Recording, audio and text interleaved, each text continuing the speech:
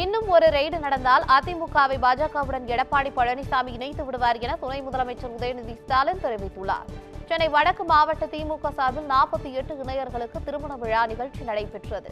இந்த நிகழ்ச்சியில் துணை முதலமைச்சர் உதயநிதி ஸ்டாலின் கலந்து கொண்டு திருமணத்தை நடத்தி வைத்தார். அதனைத் தொடர்ந்து பேசிய அவர், அதிமுக எந்த காலகட்டத்திலும் பாஜகவுடன் கூட்டணி இருக்காது என்று எடப்பாடி பழனிசாமி கூறியதாகவும், வருமான வரித்துறையால் இன்னும் ஒரு ரெய்டு நடந்தால் அதிமுகவை பாஜகவுடன் இணைத்தாலும் இணைத்து விடுவார் என்றும் கூறியுள்ளார். நடிகை கஸ்தூரி மீது எழும்பூர் காவல் நிலையத்தில் வழக்கு பதிவு செய்யப்பட்ட நிலையில் முதல் தகவல் அறிக்கை வெளியாகியுள்ளது. அந்த அறிக்கையில் கடந்த 5ஆம் தேதி மாலை அகில இந்திய தெலுங்கு சம்மேளனம் சார்பில் நடிகை கஸ்தூரி மீது புகார் கொடுக்கப்பட்டதாக தெரிவிக்கப்பட்டுள்ளது. புகாரில் கடந்த 3ஆம் தேதி எழும்பூர் ராஜரத்தினம் ஸ்டேடியத்தில் நடைபெற்ற நிகழ்வில் பேசிய நடிகை கஸ்தூரி, தெலுங்கு சமுதாய பெண்களை பற்றி மிகவும் இழிவாக பேசியதாகவும் அவதூறாக பேசியிருந்ததாகவும் தெரிவிக்கப்பட்டிருந்தது. மேலும் கஸ்தூரியின் பேச்சால் தெலுங்கு பேசும் மக்களிடையே மன உளைச்சல் ஏற்பட்டிருப்பதாகவும், அவர் மீது தகுந்த நடவடிக்கை எடுக்க வேண்டும் எனவும் கோரிக்கை விடுக்கப்பட்டிருந்தது. இந்த புகாரின் அடிப்படையில் நடிகை கஸ்தூரி மீது 4 பிரிவுகளின் கீழ் வழக்கு பதிவு செய்யப்பட்டதாக தெரிவிக்கப்பட்டுள்ளது. வரும் சட்டமன்ற தேர்தலில் தமிழக வெற்றிக் கழக தலைவர் விஜய் தருமபுரி மாவட்டத்தில் உள்ள ஏதேனும் ஒரு தொகுதியில் போட்டியிடுவார் என்று அந்த கட்சியின் மாவட்ட தலைவர் சிவா தெரிவித்துள்ளார்.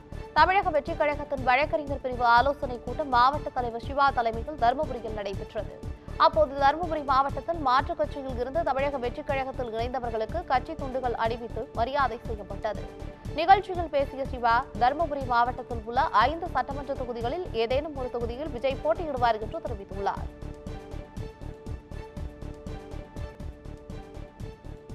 தஞ்சை மாவட்டம் ஐயம்பேட்டை அருகே திருநங்கைக்கு பாலியல் தொந்தரவு அளித்த காவலரை பணியிடை நீக்கம் செய்துள்ளனர். ஐயம்பேட்டை காவல் நிலையத்தில் காவலராக கடந்த ஆண்டு பணிபுரிந்த வினோத் அப்பகுதியில் இரவு நேரத்தில் திருநங்கை ஒருவர் வீட்டிற்குள் சென்று அவருக்கு பாலியல் தொந்தரவு கொடுத்ததாக கூறப்படுகிறது.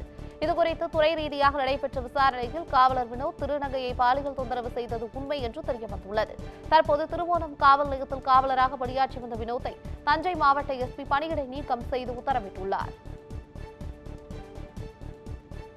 வரும் 28, 29 ஆகிய தேதிகளில் விழுப்புரம் மாவட்டத்தில் முதலமைச்சர் மு.க. ஸ்டாலின் ஆய்வு செய்ய உள்ளார். முதலமைச்சர் மு.க. ஸ்டாலின் ஒவ்வொரு மாவட்டங்களாக சென்று முடிவுற்ற திட்டங்களை துவக்கி வைத்தும் நடைபெற்று வரும் திட்டப்பணிகள் குறித்து ஆய்வு செய்து வருகிறார். அதன்படி கோவை, விருதுநகர், அரியலூர், பெரம்பலூர் மாவட்டங்களை தொடர்ந்து விழுப்புரத்தில் முதலமைச்சர் மு.க. ஸ்டாலின் ஆய்வு செய்ய உள்ளார். இந்த ஆய்வின் போது முடிவுற்ற திட்டங்களை பயன்பாட்டுக்கு கொண்டு வருவதுடன் புதிய திட்டங்களுக்கும் அடிக்கல் நாட்ட உள்ளார்.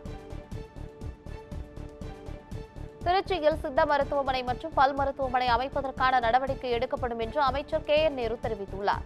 திருச்சி அரசு தலைமை மருத்துவமனையில் 162 லட்சம் ரூபாய் மதிப்பீட்டில் மறுசீரமைப்பு செய்யப்பட்ட மின்தூக்கி மற்றும் ஆய்வகத்தை அமைச்சர் கே.என். நேரு பொதுமக்கள் பயன்பாட்டிற்காக திறந்து வைத்தார். இதனைத் தொடர்ந்து செய்தியாளர்களை சந்தித்த அவர், திருச்சி அரசு மருத்துவமனையில் கட்டப்பட்டு வரும் புதிய கட்டிடம் அடுத்த ஆண்டு ஜூலை மாதம் திறந்து வைக்கப்படும் என்றும் கூறியுள்ளார்.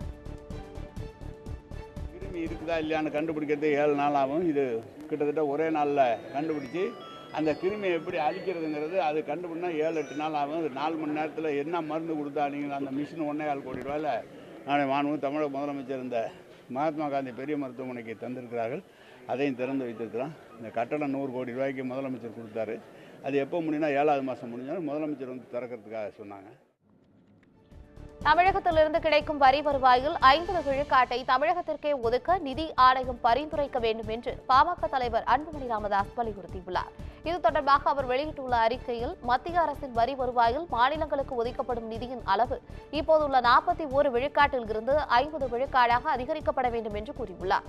தமிழ்நாடு உள்ளிட்ட ஒவ்வொரு மாநிலத்திலிருந்தும் எவ்வளவு வரி வருவாய் வசூலிக்கப்படுகிறதோ அதில் 50 விழுக்காட்டை அந்தந்த மாநிலத்திற்கு வழங்கும் வகையில் நிதி பகிர்வு கொள்கை வகுக்கப்பட வேண்டும் என்றும் வலியுறுத்தியுள்ளார். அதேபோல் செஸ் மற்றும் கூடுதல் தீர்வைகளை வசூலிப்பதை மத்திய அரசு நிறுத்த வேண்டும் எனவும், அது தவிர்க்க முடியாதது என்று மத்திய அரசும் நிதி ஆணையமும் கருதினால் அதன் மூலம் கிடைக்கும் வருவாயும் பகிர்வுக்கு உட்படுத்தப்பட வேண்டும் எனவும் கோரிக்கை வைத்துள்ளார். தாம்பரம், பல்லாவரம் இடையே மின்சார ரயில்கள் ரத்து செய்யப்பட்டதால் பேருந்து, ஆட்டோ உள்ளிட்ட வாகனங்களில் பயணித்த வாகனங்களால் ஜிஎஸ்டி சாலையில் போக்குவரத்து